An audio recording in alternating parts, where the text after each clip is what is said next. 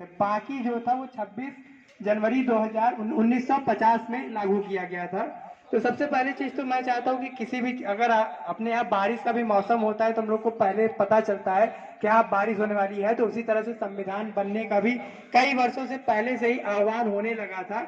1895 में मुझे याद है स्वराज योजना करके एक मतलब कि बाल गंगाधर तिलक ने लागू किया था, जिसके बारे में क्लास 11th के किताब में कक्षा मतलब कि पहले ही पाठ में वर्णन किया गया है और आप लोगों से पढ़े हैं और आप लोगों से परिचित हैं, मैं ज़्यादा नहीं जाना चाहता।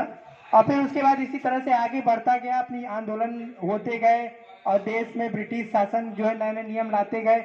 1919 में जलियांवाला बाग हत्याकांड हुआ था, जिसकी जो इस कारण हुआ था क्योंकि एक काला कानून रोलेट एक्ट पास हुआ था, जिसके तहत वहां पे सब लोग इकट्ठा हुए थे और उनके मतलब कि वहां पे कई चांदनी हत्थे लोग मारे गए थे, गोलियां चली गई थी, ब्रिटिश प्रशासन द्वारा चलाया गया था।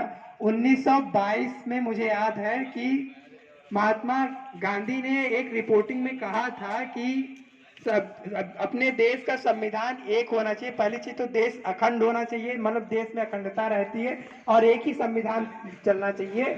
तो इस पर उन्होंने एक बात बोली थी कि हमारे देश का संविधान हमारे भारतवासी ही बनाए, ना कि हमारे देश के कोई अलग लोग बनाए। और ऐसा ही हुआ, अपने देश के संविधान को जो है अपने महान स्वतंत्रता सेनानियों द्वारा ही बनाया गया था।